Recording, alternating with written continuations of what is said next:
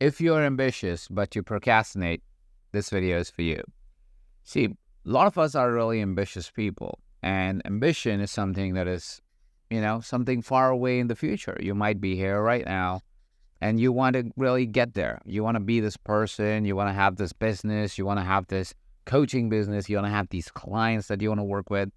And all of that is so far away in the future that very often it can lead to procrastination. It can lead to overwhelm. It can lead to us feeling like we'll never really get there. See, the thing about ambition is that it is, yes, you want to get there in time. But what you do need to realize is that it takes time, skill, or effort, however you want to call it, or it takes resources or resourcefulness. Resources or resourcefulness, right? And most of the time when we have this big ambition, this big goal in our life, we don't have either all three of them or one of them or two of them, right? Some of us are in our 60s and trying to build a coaching business, and well, you'd feel like you don't have enough time to do what you need to do. Some of us are just getting started in the coaching business and we feel, oh, I don't have the skill, or any of the businesses that we might be starting, I don't have the skill, I don't have how to make the effort to be able to create this reality. And a lot of times we don't have the resources of money, mostly, that is required for you to be able to build a successful business. And because of that, because of some configuration of either of these three, it feels that everything that you're doing is moving so slow, or it's not moving at all, or because of understanding that you need these three things, you go, well, I don't have either of them, so how will I ever become successful? How would I ever achieve my dreams and my ambitions in my life? Now, if you do have, let's say, this time, skill, and resources, more often than not, you have really bad influence group that is around you. These are people who say, you can't do it, you are too old, do you really need to do it? You're too young. That's another one these days. People going, you're too young. You cannot do a particular thing because you're too young and you should only do the young person things. So there's people around you that are also constantly telling you or tell you every time you seek advice or guidance that you can't do something. And because of that, you in this moment may be feeling defeated. You may be feeling overwhelmed. Or worst of it all, which happens because you feel defeated or overwhelmed, is you procrastinate. Right? So because you're procrastinating right now, what happens then is you have a self-fulfilling prophecy almost, where you say, I'm a procrastinator, I don't know, I have this ambition, but I really want to do this. Why am I not doing it? Why am I not doing it? And that's feeding you further into the frenzy of thinking and believing that you are a procrastinator, that you're somebody who cannot take action, that you're not meant to have these ambitions. To be very fair and honest, that's just not true. That's just not true. Let me tell you a little story of procrastination and dealing with it in my own personal life. See, when I started my business, very often I would go into the same loop. I didn't have the time because I was just quitting a job and I was trying to find myself while trying to build a business. I didn't have the skill at that time because, yes, I might have coached my teams as a leader, but I never really pursued it as something that I was really learning about. So I didn't have the skill of coaching and I didn't have resources. I had just quit a job, a very successful career, but that basically was all my income at the time. So I didn't have new income coming in, and so I lacked resources to be able to build a career. And that led me into the same defeating cycle, feeling like I'm not moving fast enough, I'm not getting really the outcomes that I want, and that would often lead me to not want to do things or not do things because I felt like, what's the point anyways? I'm not really moving forward. I'm not really getting anywhere. And because of that, I probably wasted the first 2 years of my career, is because I didn't understand what was really happening for me. I didn't understand this, is that to get successful, I'm gonna need time, I'm gonna need skill, I'm gonna need resources or resourcefulness, which often means money.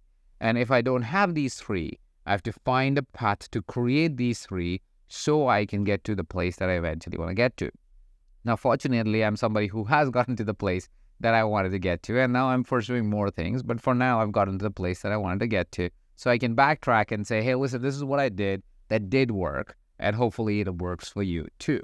Now, before I get into the tools that will help you not procrastinate, I want to give you some key understandings that will change what success means to you, how you think success shows up in our life, or reframes that will really support your endeavor going forward. The first reframe that I want you to reconsider is think of success as a line, right? You think that's how success is achieved. And even if it was a straight line, first of all, it is not, but let's say even if it was a straight line, you got to acknowledge that a line is made of several small dots. And so success is never you going from point A to point B. It's actually you going from point A to point A.1, A.2, A.3. Success is not about getting to the destination, it's about taking on the journey. So it's more important for you to move than for you to get there. Because you may not ever get there, because along the journey, somewhere you might find that your destination was somewhere else. And it's not right or wrong, it's just different. But to understand that and to recognize that your movement is all we care for while having a vision, just so that you have directional understanding of what direction to even walk in, you're really only focusing on the movement that is being created in the moment, the immediate future that you can see and you can somewhat control. See, very often what happens is because we get so associated with this one outcome, or we don't decide the outcome, which is even worse, is we say, I'm going to aim for all three shots or all three realities. What happens is we can't take the action in the moment, right? So in the moment, we don't know which is A1. Where should I take the step that will actually move me to the goal that I actually want to get to, because I don't know what my goal is. So first, you got to have one vision, right? And you got to chase that vision for a hot minute, because at some point you will recognize that that vision was just a pathway to find your real vision, which is also a pathway to find your real vision, which is also a pathway to find your real vision, right? You have to reorient and reconsider at any given moment for you to be able to navigate as to what are you persisting towards. See, more often than not, people persist the wrong direction. People persist the wrong thing. They might be really persistent people, but you could persist in a completely wrong thing, something that's going to give you no sense of joy and purpose. You don't want to persist and persevere that. You want to persistently move towards a direction that is reorienting itself to the current calling that you have, because life is lived in the moments that you live. And so these moments when you go, I was pursuing this and that was my persistent, but I have had a different calling now, be open to that. Be open to these new directions that happen in our life, because they are signs from the universe for us to keep moving forward, more aligned with how we have discovered and rediscovered ourselves. So my invitation for you is to first consider that there is one vision that you're chasing. Think of that vision and the outcome, not as the outcome, but as a series of small steps that will lead to the outcome. And while you're being in that series of steps, consider that sometimes universe will give you a little nudge and will ask you to reorient and persist, but in a different direction. So your persistence is always receiving feedback from what's happening around you and then reorienting itself for what is true to you then. Now, so with this understanding that there needs to be a common vision, there needs to be steps, and we need to reorient ourselves and persevere as the universe gives us more signs.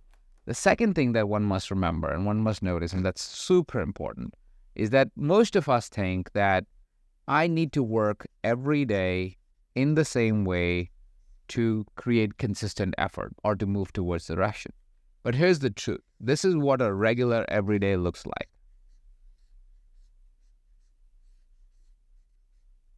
Some days you're 100%. Some days you're a 50%. Some days you're a 70%. Some days you're a 30%. Some days you're 110%. And some days you're 20%. If you gave 100% of your 100%, you gave 100%. If you gave 100% of your 50%, you gave 100%. If you gave 70% of your 100% of your 70%, then you gave 100%. If you gave 100% of your 30%, you gave 100%. If you gave 100%, 110%, you gave 100%. If you gave 100% of your 20%, you gave 100%.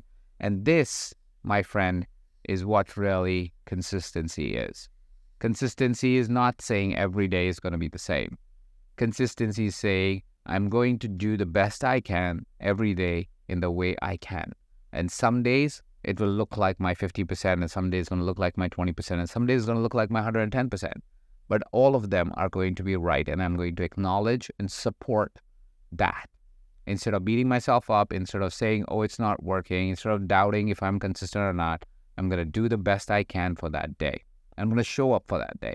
I'm going to believe in that day. I'm going to respond in that day. I'm going to create results in that day, right? So firstly, every day is different, and it's based on the reservoir that you start with is how much output that you're going to get from that day, which also brings our attention to that every day when you start is just today.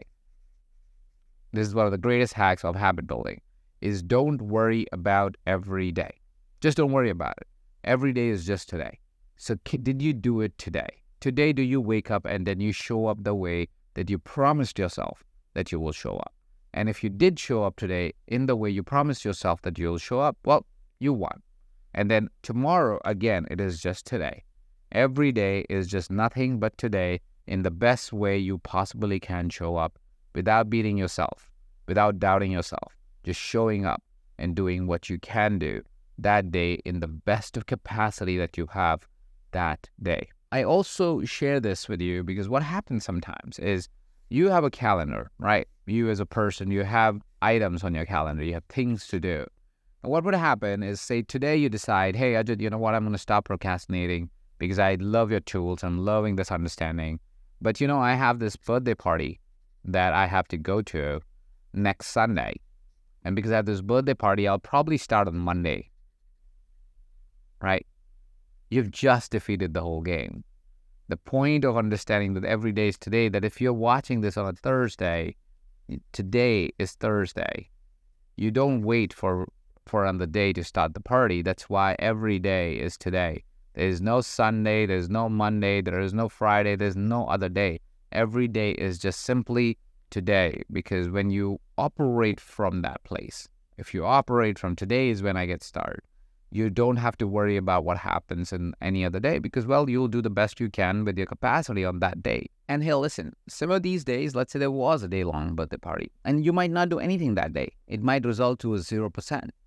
That's okay too, because what you're really doing is you're building in and baking in the practice of saying, well, I'm going to ask myself every day, just today, what am I going to do? How am I going to do it? How much can I do? And some days it'll look like a 0%.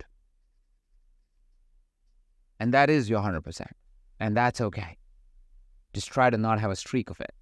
Just try to not have a streak of it, and you will find yourself to be consistent with what you need to be consistent with. Which brings me to the final thing. And this is really, really important to understand in context of procrastination, context of action taking, is that you are not chasing the same outcome every day or a compounding outcome every day. It's not going to be like this. This is what people think it will be, right? It's a compounding trend line that would happen with consistency over time. It's like, okay, if I do something every day or today, I will have a compounding interest. That's just not how this works. What you're looking for is a trend line. So say, for example, you had X and you had X minus 1 and X minus 2 and X plus 1 and X plus 2. It's kind of like this. So you were actually not going straight. You were going this. This is still winning. Because what we are really looking for is what is called a trend line. Am I trending upwards? Am I actually overall, in a larger context of things, in a larger container of things, getting better? Because if I am over a larger context and container of things getting better, the trend suggests that I got better, then you got better. And that's all that matters. It doesn't matter if today was a good day, if tomorrow was a good day, if today was a bad day, or tomorrow would be a bad day. It doesn't matter if you drop the ball one day. Till the time in overall trend, you were doing significantly better than where you started, you have actually won the game of not procrastinating. So with all these understandings, what may have become present to you is that what you believe about procrastination consistency may be a little bit different than how it actually shows up in a real person's life. The understanding of the terms has often been convoluted with very mathematical, very programmatic, very machine-like. But that's not who we are. We are human beings, and we operate slightly differently. We are data sets where it's very rare that we would consistently do something in the context of it always compounds on top of each other. You'll have good days and bad days. And so you got to find what's your rhythm and be able to work with it over an extended period of time and honor that, to be able to find your groove and to be able to find your consistent growth over time. Which brings me to what can you do now? What are the tools that you can have right now that allows you to move forward and not feel like you're a procrastinator, or you're thinking about procrastination, or you're wondering how to really get yourself into action? And the first thing that you do is what is called reducing the stakes. So reducing the stakes is this. Most of the time, procrastination is a function of because you have a dream, and because you see yourself in the future, you see there's so much that you have to gain, or you have to learn, or you have to move towards. In this moment, you feel overwhelmed because you don't know what to do, right? Or you feel anxious because you don't know if it'll ever work out, right? And because of that, right now, you end up procrastinating because you don't know what to do, right? You're like, oh, I want to get to this big dream, but what do I do now? How do I get from this point to that point? I lack education. I lack skills. I don't know what to do. And the how-to becomes the problem. And because of that, what we do is we bring this long-distant future of ours into something that's a lot more manageable. So instead of having this as the stake, we make this as the stake. You say, okay, what is at stake? No, your entire life is not at stake. Not your entire business plan is not at stake. It's not like you're going to quit everything and move on right now. Instead of that, can we have something that is a less of a stake? Something that may be like, instead of saying, hey, I'm going to have six-pack abs, can I start by saying, I'm going to go to the gym, and that's the stakes, right? Or I'm going to eat 20 grams of protein, more than what I've been eating until now. And that's the stake, right? So whatever is the stake, you make it a smaller stake, something that's a lot more manageable for you, because what it does for you is now, because you can map what needs to happen next, you can create movement, right? Because you actually know the how-to of it. Instead of saying, I will have 1 million followers, you say, I'm going to post every day. A lot more in your control, a lot more you can predict, a lot more you can plan, a lot more you can kind of anticipate as to what needs to be done for it. If instead of saying, I'm going to have 100 clients at $100,000, say, I'm going to have one client at $1,000. Much more predictable, much more possible, much more in your realm of creation and creativity. Start there. Reduce the stakes. Reduce the stakes so you can create momentum and you can create some movement in your activity. And that's the first thing to do, is to reduce the stakes. The second thing to do is to have what is called a 2-minute rule. 2-minute rule is do something for just 2 minutes. Don't try to do the whole thing. Don't try to have a 1-hour workout. Go to the gym for 2 minutes. Don't try to write a whole chapter. Write for 2 minutes. Don't try to see if you can find a big coaching contract. Instead of that, try and see if you can coach somebody for 2 minutes. And that's all you're really doing. You're trying to see if you can do something for 2 minutes. And here's what happens when you do something for 2 minutes. Any activity, really, is once you start moving, once the ball is rolling, and you're doing it for 2 minutes, what happens is it's kind of incomplete a little bit. In 2 minutes, it's very hard to actually complete anything, really. And because it's a little bit incomplete, we, human beings, like to complete things. And because we like to complete things, there is a force, unseen force, that is going to try and get you to finish this, whatever you started. If you're writing an email, it'll try to get you to finish the email. And so this unseen force is pulling you to finish what you started. So it wants to take you to the finish line. At the same point of time, because you started in 2 minutes, what you may notice is your brain starts to go, I know what to do next, because it has gotten momentum. And so the second unseen force is your own mind is trying to is trying to do whatever's coming to it. And it's going, oh, that email, yeah, we started writing it now. That's what I will say. This is how the call to action is, right? So your mind is going to want to finish it. So now you have two unseen forces that are forcing you and pushing you to finish this task at hand that you started for just 2 minutes every single day. And the third thing that will happen, you might actually start to enjoy it, right? Because you're actually doing the task, right? So you've gotten past that initial bout of, I can't do this, I'm doing this. So you might actually be enjoying it. And because you're enjoying it, your mind is pushing you to it. Your unseen force that always pushes us to wanting to finish, our innate desire to finish things.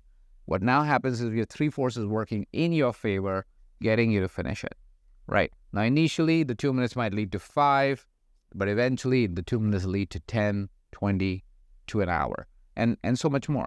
But the point really is to first start with a 2-minute approach, because that creates these momentum and creates these unseen forces to work with you to get you through to a finish line. Which brings me to the final thing that may help you with procrastination. And that is what I called a review and preview. So what happens is, a lot of us, when we start a week, we just start from zero. We go, oh, this is what I'm going to do this week, right? What you may notice is a lot of the times, because of that, you're starting a lot of things. Because you get a great idea over the weekend, or you get a great idea because of whatever you're interacting with the world, and you say, I'm going to do this week, right? I'm going to do this new thing that I learned about in context of habits, and new thing in context of business, new thing in context of, relationship, whatever it is. But you're basically starting something new all the time. And what happens with that is you never really get real traction on anything, because all you're doing is every week you're starting just a little, right? And you're doing it, and you're making progress. You're moving along the time frame, but you're not making any real progress in anything, because all you did is a bunch of things getting started, right? And that happens to be most of our lives. But instead of that, if you say, I'm going to review what worked in the last week, and I'm going to carry that forward into my next week, what you're now doing is you're compounding what worked on top of what you're going to do new. And you keep compounding that. And what happens is, over time, you are now getting a cascading effect of progress. Because now what you're doing is you're compounding everything that already worked. Because you are constantly asking, hey, what worked?